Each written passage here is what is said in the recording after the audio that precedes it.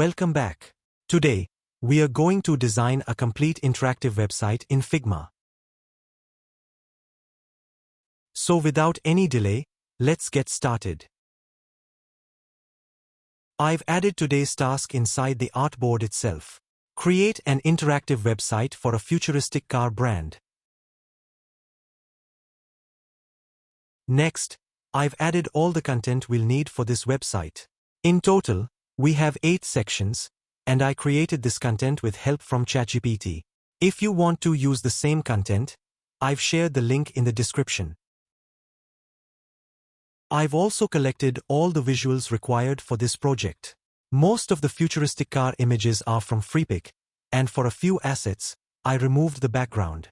You can either search for similar visuals on Figma, or download the exact resource file. I've added that in the description as well. Alright, let's begin designing. First, I'm adding a desktop frame to the artboard.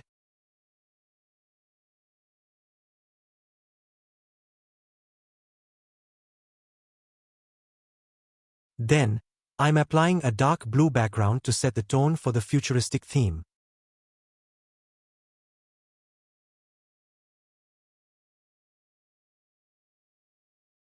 Next, I'm adding a 12-column layout grid, with an 80-pixel margin and a 20-pixel gutter.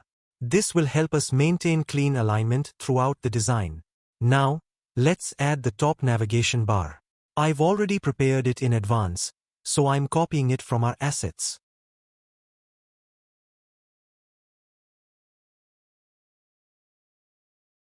I'm enabling the grid so I can position it perfectly, and I'm keeping 48 pixels of space from the top.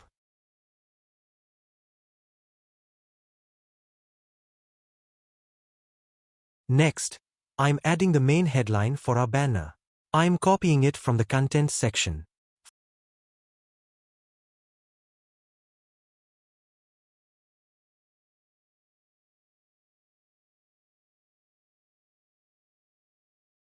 For typography, I've selected the Bruno S font because it perfectly matches the futuristic style of this website. I'm keeping the font size at 48 pixels and aligning it properly within the layout grid.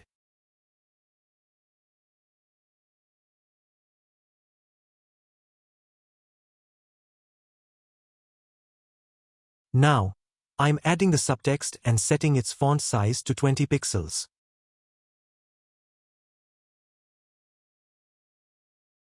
I'm copying it from the content we prepared earlier and aligning it properly with the main headline. After that, I'm selecting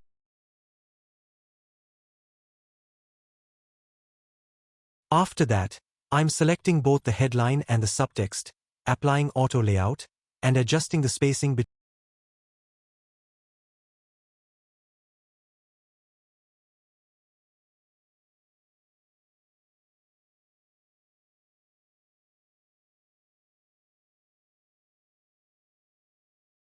The CTA text will be, Explore Cars.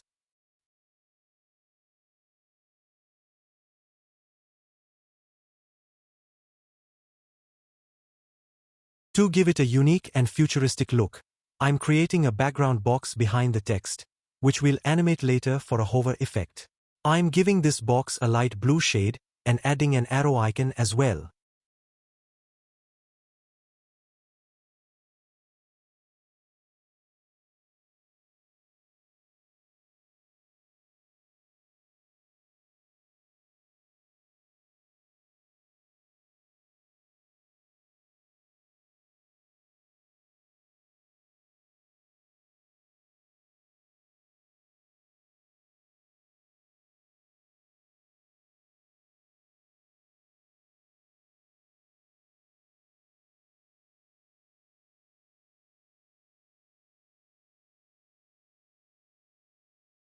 Now it's time to bring in the primary visual. I'm copying the main car image and placing it inside the frame.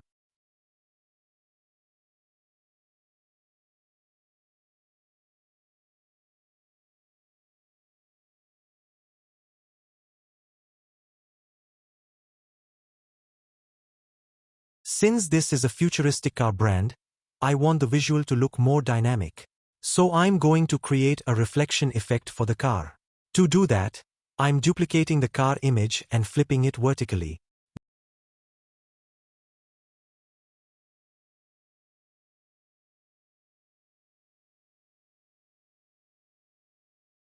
Then, I'm masking it using an oval-shaped circle.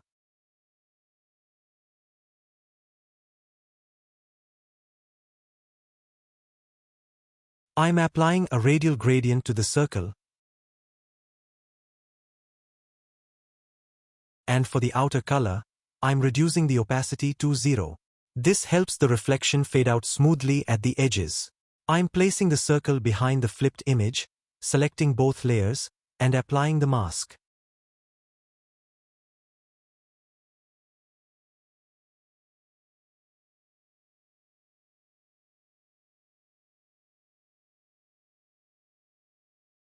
After adjusting the gradient, I'm placing the reflection under the main car and reducing its opacity.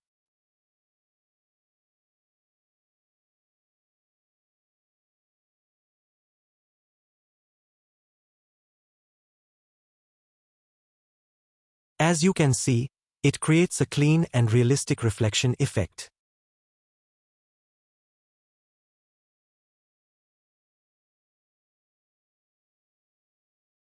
Next, I'm adding some gradient light effects to enhance the overall composition.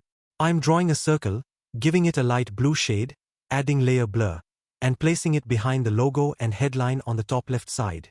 This creates a nice illusion of a light source that interacts with the car visual.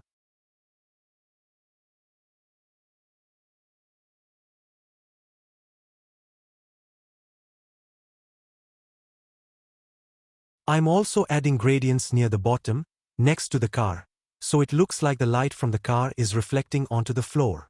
First, I'm adding a light blue gradient, and then a light orange shade. Together, they create a realistic color blend that makes the scene more believable.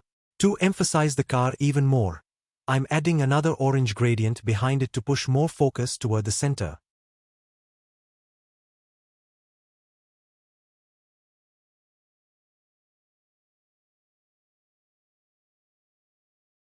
I notice the car looks slightly like it's floating, so to ground it better, I'm adding a subtle shadow. Using the pen tool, I'm drawing a shape beneath the car, filling it with a darker tone, and applying a layer blur. This instantly adds depth and makes the visual look more natural. I'm feeling that the background still looks a bit empty, so let's add an interesting element there. I'm adding a random car model number as a design detail in the background.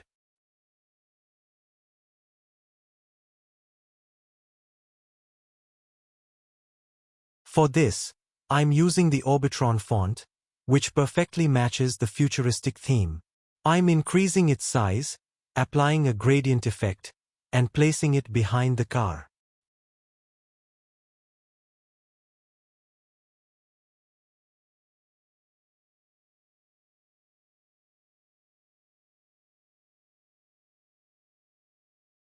After adjusting its scale and position, I'm also tweaking the color so it blends nicely with the background.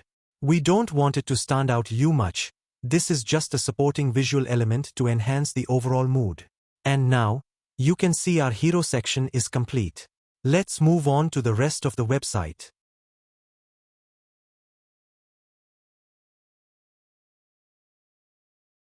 I'm creating a new frame and adding our hero section into it for reference.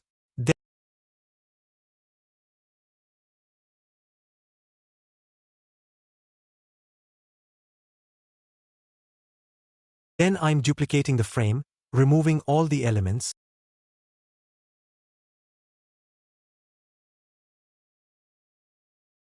and giving it a slightly lighter background shade compared to the banner.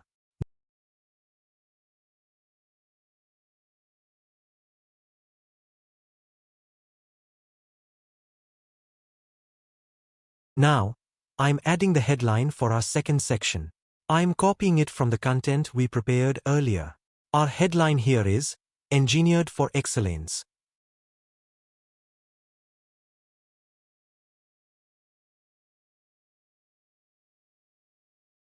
This section highlights the excellence factors of our brand. We have 4 key points.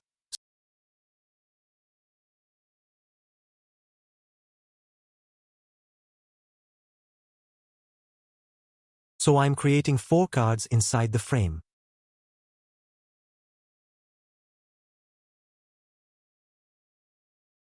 I'm aligning them properly according to the grid and grouping them using auto layout along with the headline. For visuals, I already have 4 images prepared, so I'm placing 1 image into each card.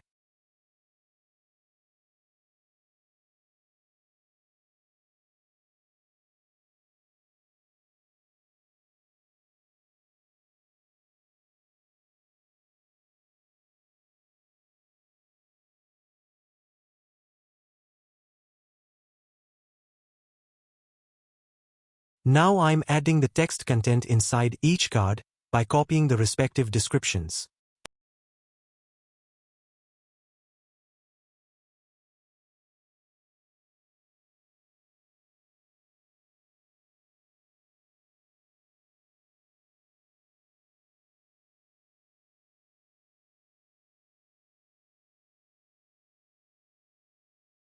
And with that, our second section is ready.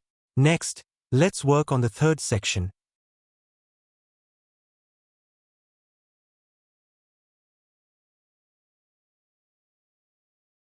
which focuses on brand statistics. Since we don't need much vertical space here, I'm reducing the height of the frame. I'm adding the headline and replacing it with the stats content.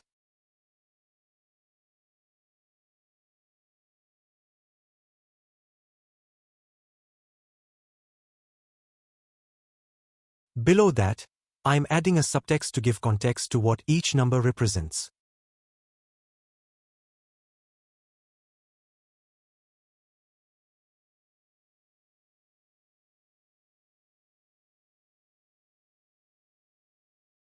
I'm duplicating it 4 times, applying auto layout, and then replacing the text with the actual stats we have.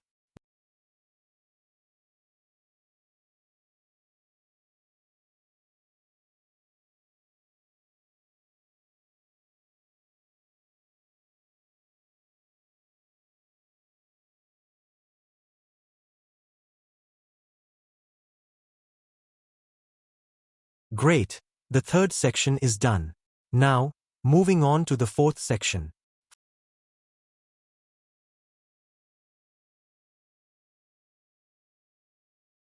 For this section, I want to use a center-aligned layout, so I'm placing the headline right in the center.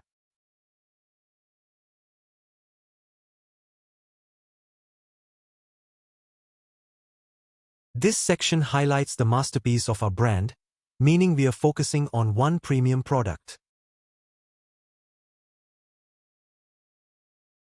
To give this section a distinct feel, I'm applying a light blue background shade.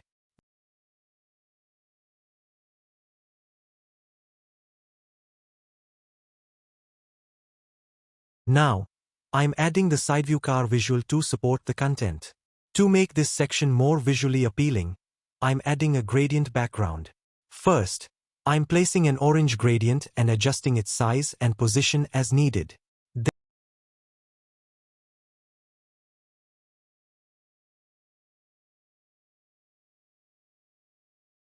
Then, on the right side, I'm adding a purple gradient, adjusting it,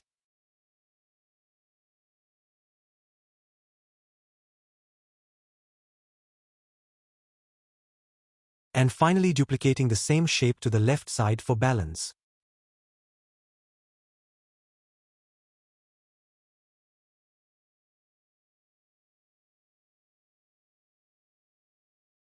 Next, I want to add a shadow under the car to enhance the floating effect.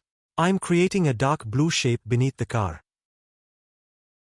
but I'm not placing it too close. Leaving a small gap helps create the illusion that the car is slightly lifted from the surface. This adds a futuristic vibe to the section.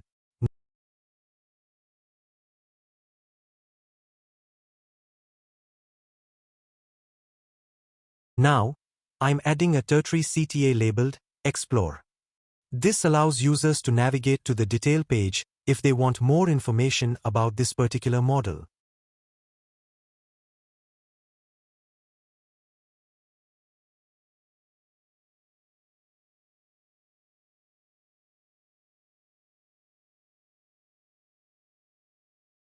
The background still feels a bit empty, so I'm bringing back the text element we used in the banner.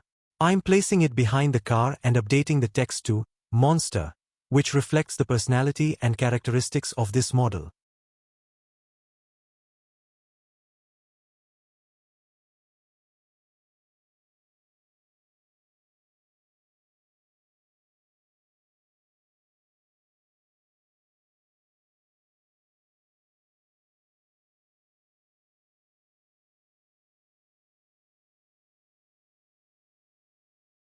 After adjusting its size and position, I'm applying a blend mode so it merges seamlessly with the background.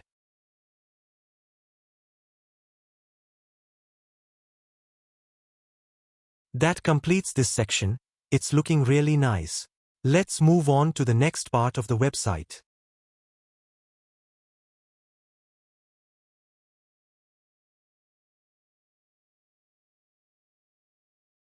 I'm duplicating the previous frame and clearing out all its content.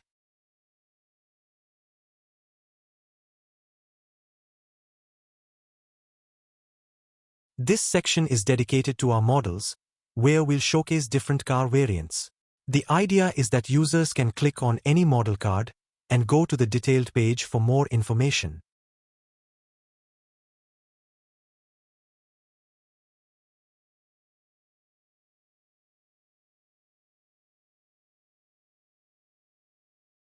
I'm starting by creating a card layout. I'm adding 3 cards, aligning them properly, and grouping them using auto layout.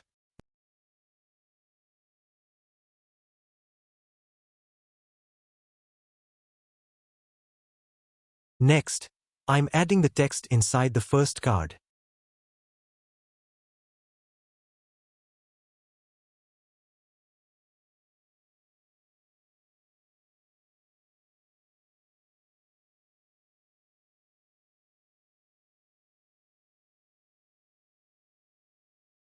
I'm setting the title and increasing its font size to 24 pixels.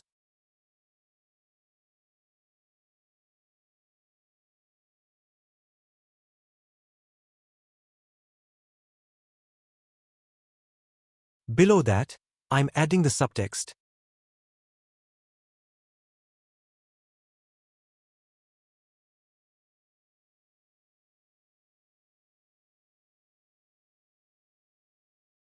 And then adding a CTA labeled Explore.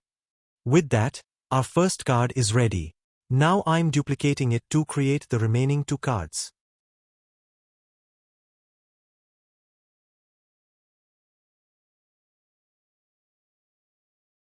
I'm updating the text in each card using the content we have prepared.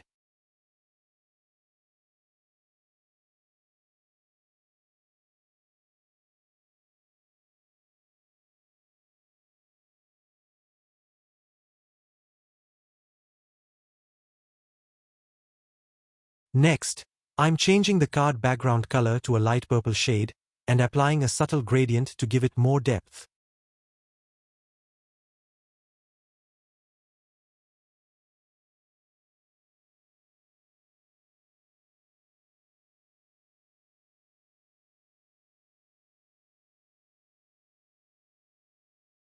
Now, from the assets, I'm bringing in the 3 car model images and placing each one into its respective card.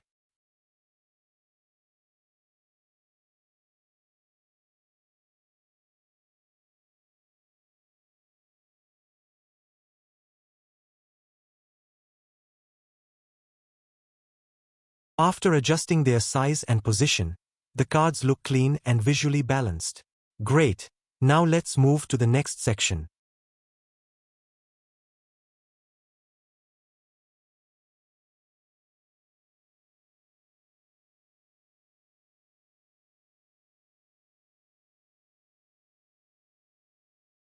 For this one, I'm adding the headline first, followed by a subtext,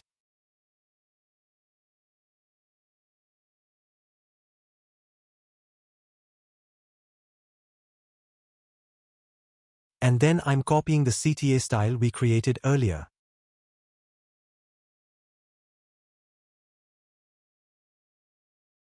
On the right-hand side, I'm adding the supporting visual.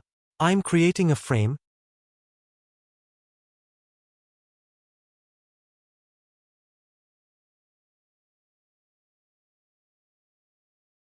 aligning it edge to edge using the grid, and placing the car image inside it.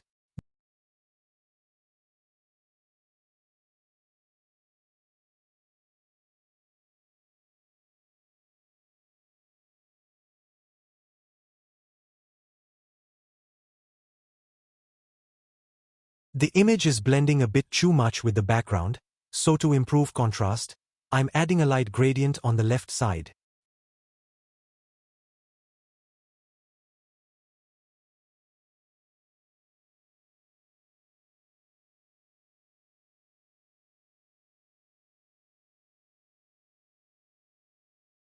This helps separate the image from the layout and improves visual clarity. Looks like it's working really well.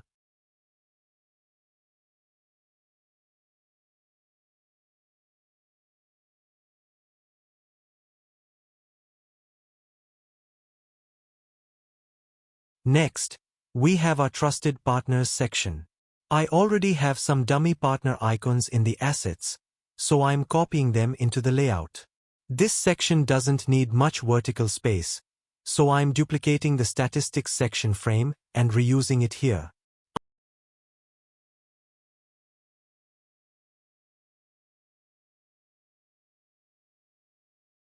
I'm removing the old stats and placing the icons inside the auto layout.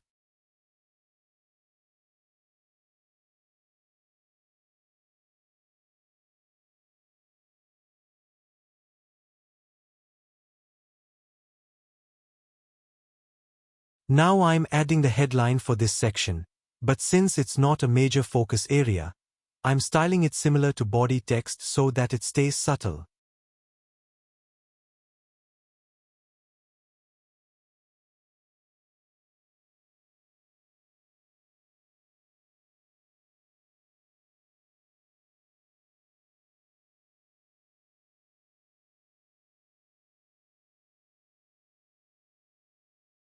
Done. Now, let's move to the next section.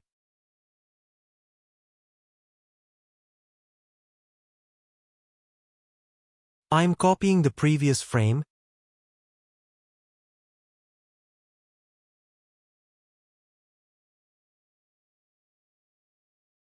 This section is all about test drive and booking.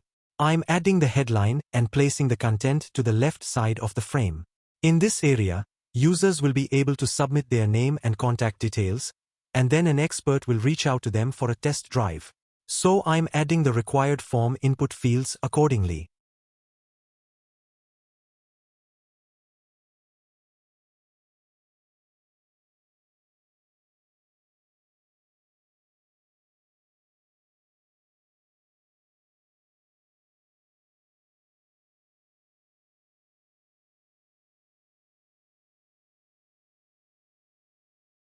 I'm updating the CTA text to Book Now.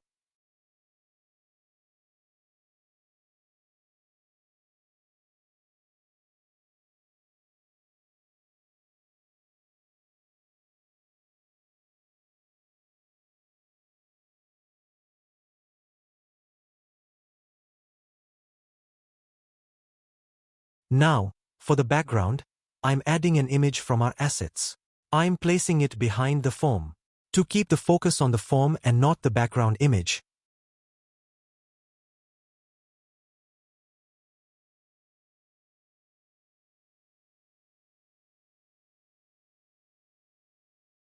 I'm adding a dark overlay on top of the image and reducing its opacity. This makes the form stand out clearly. Alright, now we just need to create the footer.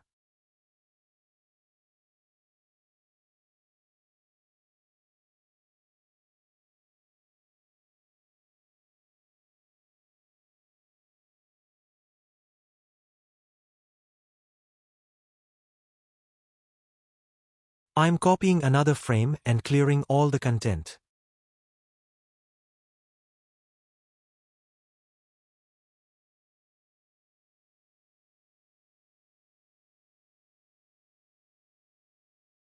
First, I'm adding the brand logo and increasing its size slightly for better visibility.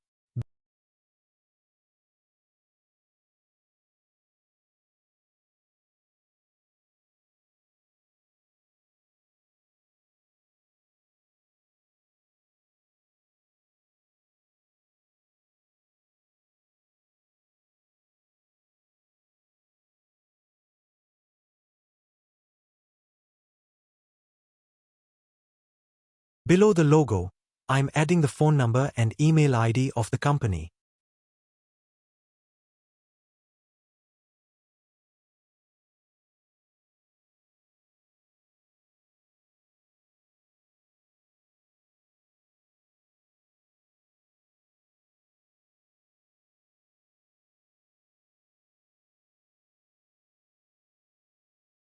On the right side, I'm adding all the important footer navigation links, and below that, I'm placing the remaining essential footer details.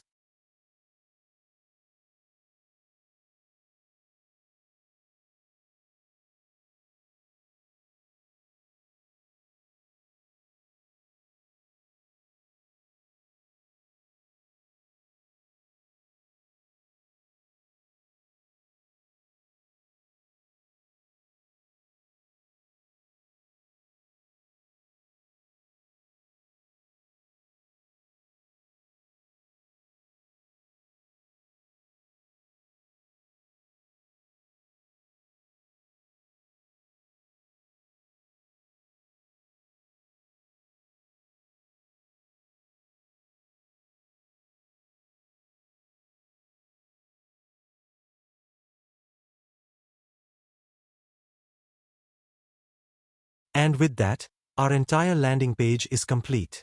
You can see how beautifully everything has come together, from the color combinations and typography to the visuals and section placement. Everything feels cohesive and balanced.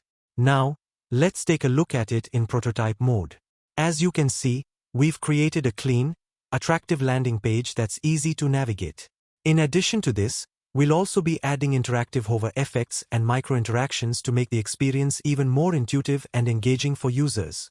Now we are moving into the second part of our video, where we'll make the website fully interactive. But let's start with the hero section. I'm selecting the hero section and converting it into a component from the right-hand panel. Now this becomes our master component. Next, I'm duplicating the component. On the left-hand side, you'll notice Figma shows the main component and the instance. We need to work on the main component, so I'm dragging it outside the frame. On the right-hand side, I'm clicking the Add Variant button, and Figma generates variant 2. Before we modify anything, I'm selecting the component frame and turning on Auto Layout. I'm changing the width to hug content, then, I'm adding 400 pixels of space between them. Now the idea is, in variant 1, elements will be hidden or positioned off-screen. And in variant 2, everything will be in its final position. First, I'm selecting the left side content block and dragging it completely to the left using Shift Drag. I'm also reducing its opacity to 0. Next, I'm selecting the top navigation and moving it outside the frame toward the top, reducing the opacity to 0. Now I'm selecting the car visual along with its reflection and moving it down right, outside the frame. I'm also reducing the size slightly and setting opacity to 0. All gradient elements in the background, I'm selecting them together and reducing their opacity to 0. For the big background model text, I'm reducing both the size and the opacity to 0.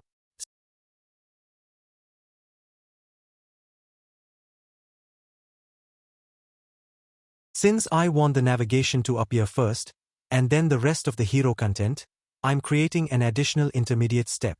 So I'm duplicating variant 1 to create variant 2.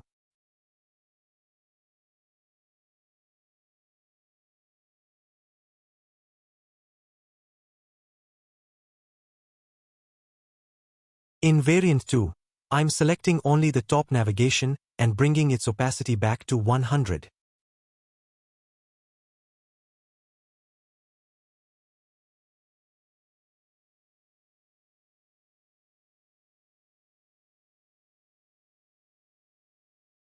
Now variant 3 will remain the final fully visible frame with all elements in place. With our variants ready, it's time to set up the prototype.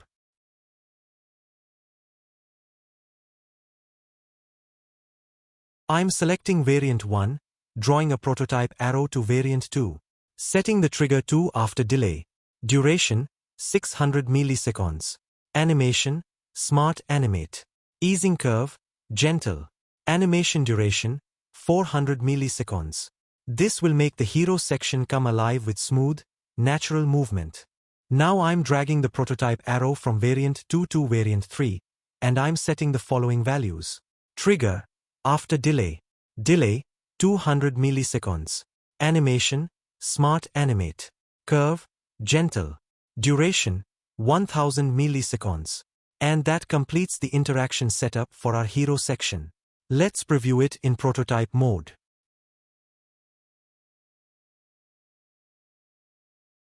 I'm selecting the main frame and marking it as the starting point, so the animation always begins from the correct frame whenever we refresh.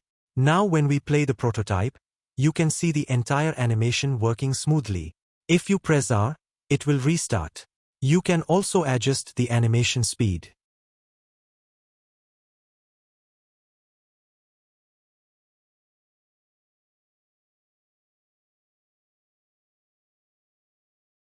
I'm selecting the entire second section frame and converting it into a component.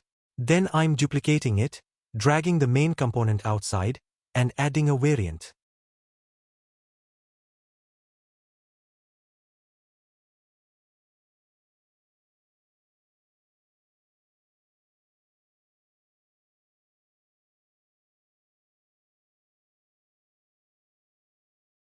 Next, I'm enabling auto layout, setting the width to hug content, and giving the variance 400px spacing in between. But before creating the interaction, there's an important step. Since we want the cards to animate individually, we need to remove auto layout inside the component. This lets each card move and animate independently.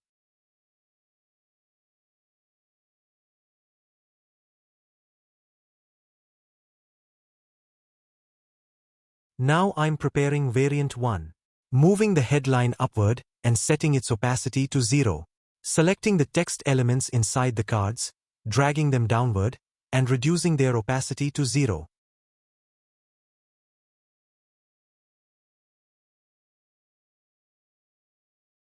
For the 4 cards, I want them to animate in a staggered style, so I'm arranging them in descending order. Then I'm moving all 4 cards below the frame and setting their opacity to 0.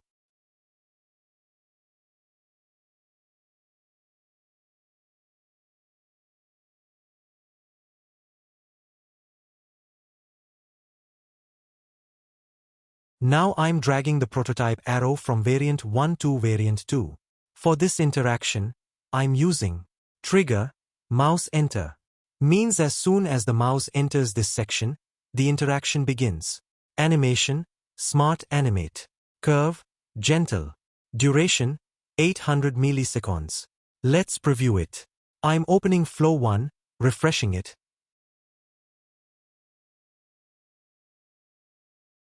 And you can see the section animating beautifully when the mouse enters.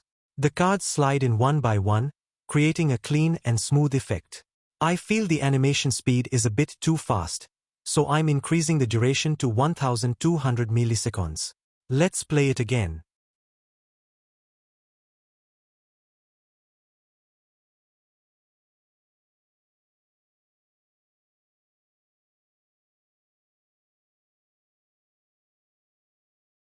Yes, this looks perfect now.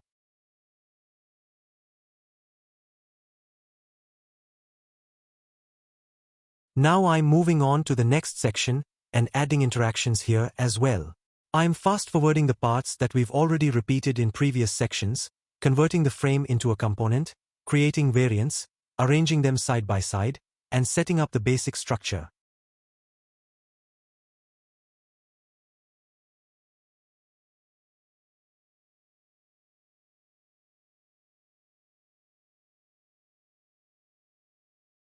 For this section, I want the numbers to animate in a unique way, so here's what I'm doing. I'm selecting each number and giving it a slight tilted angle so the animation feels more dynamic.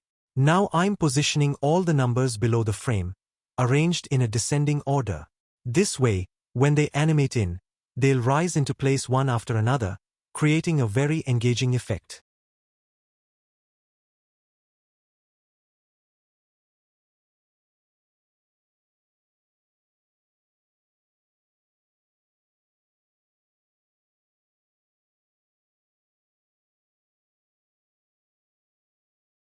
And just look at how interestingly these numbers animate.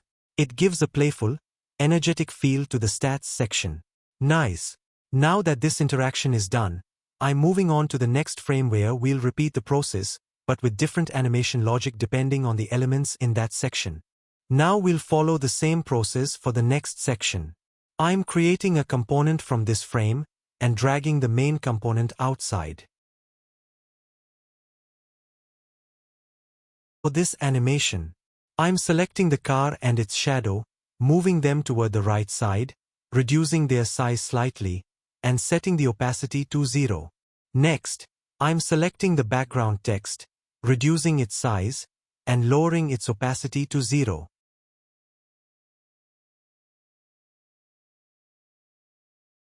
Then I'm selecting the headline, dragging it toward the left side, and again making its opacity 0.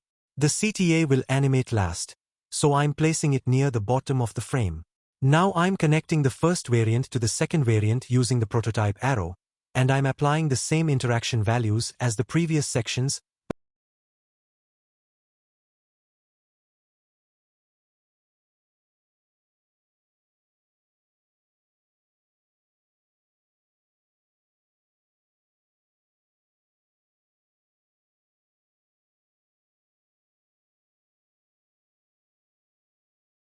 Let's preview it.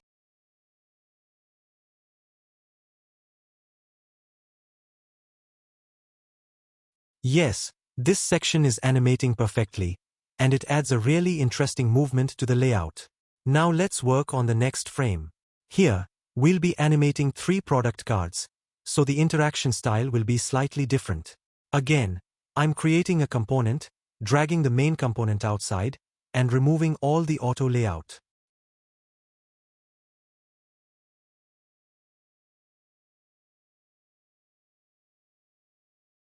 For the animation steps, I'm moving the headline to the top of the frame and making its opacity 0. For each of the car images inside the cards, I'm selecting them and moving them slightly upwards and reducing their opacity to 0. This gives a nice, rise into place effect.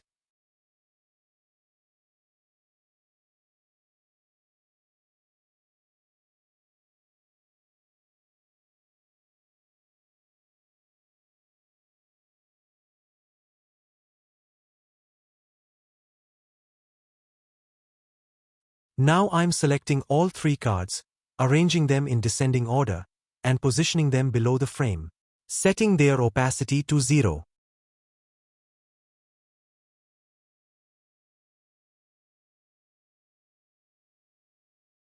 Time to prototype. I'm dragging the arrow from variant 1 to variant 2 and using the same interaction settings as before.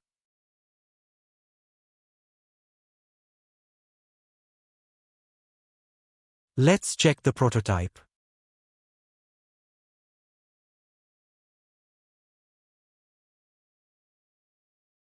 Yes, the animation looks very interesting. The cards rise into place one by one and create a beautiful visual transition. For the remaining sections, I'll follow the same animation process we used earlier.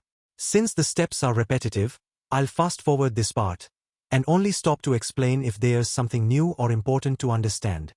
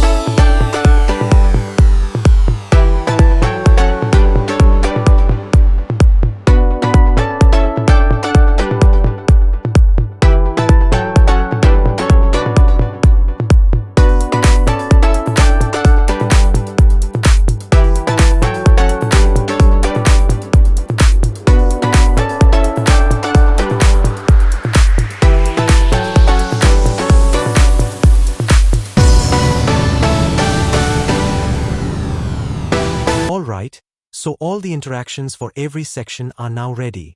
Let's take a final look at how our complete website is coming together.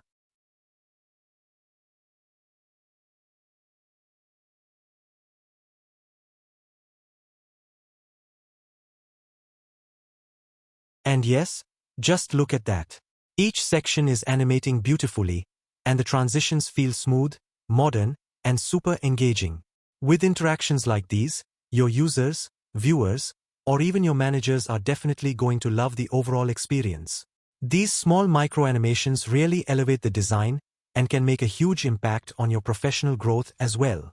If you learned something new from this tutorial, make sure to like, share, and subscribe to the channel. I'll be bringing many more videos like this to help you learn UI, UX, and interactive design in a simple and practical way. Thanks for watching, and I'll see you in the next video.